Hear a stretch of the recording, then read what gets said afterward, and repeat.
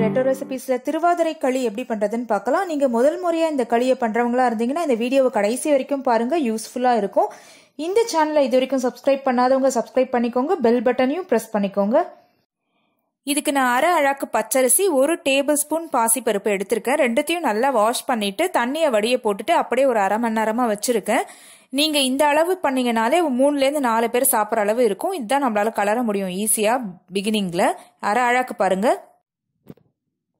நீங்க எந்த கப் எடுக்கிறீங்களோ அதே மெஷர்மெண்ட்டே ஃபாலோ பண்ணிக்கோங்க. இப்போ ஒரு அரை மணி நேரம் கழிச்சு இதை நல்லா ட்ரை ரோஸ்ட் பண்ணிக்கலாம்.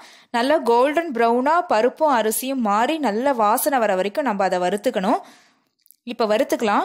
இப்போ இந்த கொஞ்சம் ஈரத்தோடு இருக்க அரிசியை வறுக்க வறுக்க அது நல்லா கலர் மாறும். தனித்தனியாக அந்த அரிசியும் உங்களுக்கு வர ஆரம்பிக்கும்.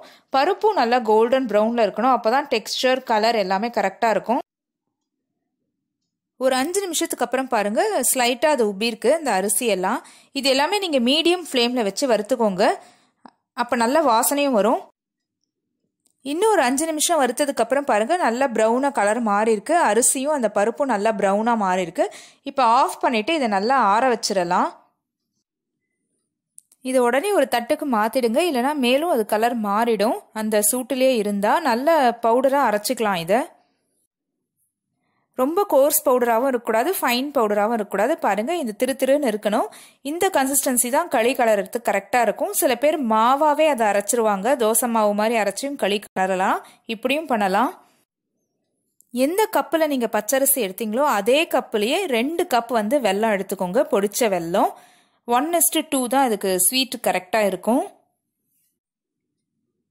முதல்ல இந்த வெல்லத்தை கரைச்சிக்கலாம். நான் ஒரு அரை கப்பு தண்ணியை சேர்த்து கரைச்சிருக்கேன். இந்த வெல்லம் நல்லா கரையட்டும். கரைச்ச உடனே நம்ம ஃபில்டர் பண்ணி எடுத்துக்கலாம். ஃபில்டர் பண்ணி எடுத்ததை நல்லா சூடு பண்ணியிருக்கேன். அது நல்லா கொதிக்க ஆரம்பிக்கும் போது 2 டேபிள் ஸ்பூன் தேங்காய் பூ, துருவின தேங்காய் பூவை இந்த வெல்லத்தோட சேர்த்துடலாம். அதுவும் சேர்ந்து கொதிக்கட்டும். அப்போதான் நல்ல டேஸ்ட்டும் வாசனையும் கொடுக்கும் இந்த களிக்கு. 2 நல்ல தட்டின ஏலக்காவை இதில் சேர்த்துருக்கேன். ஏலக்காய் தூளை விட நீங்கள் அந்த தட்டின ஏலக்காவை சேர்க்கும் போது ரொம்ப வாசனையாக இருக்கும். இந்த மாதிரி ட்ரெடிஷ்னலான ரெசிபீஸ்லாம் பண்ணும் போது இந்த தோலோடையே அதை சேர்த்துருங்க. இப்போ நான் இன்னும் ஒரு 1.5 கப் தண்ணி சேர்த்துக்கிறேன்.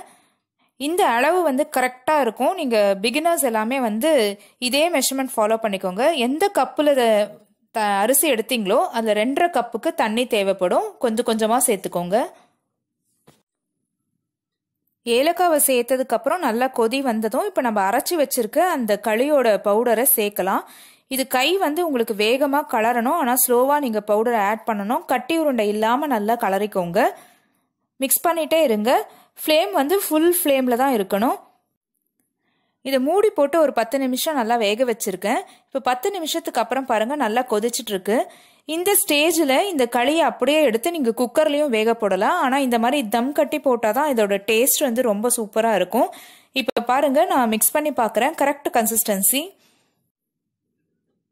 இப்போ ஒரே ஒரு பிஞ்ச் பச்சை கற்பூரத்தை சேர்க்குறேன். அதை விட கம்மி தான் இருக்கும், பிஞ்சை விட. மிக்ஸ் பண்ணிக்கலாம்.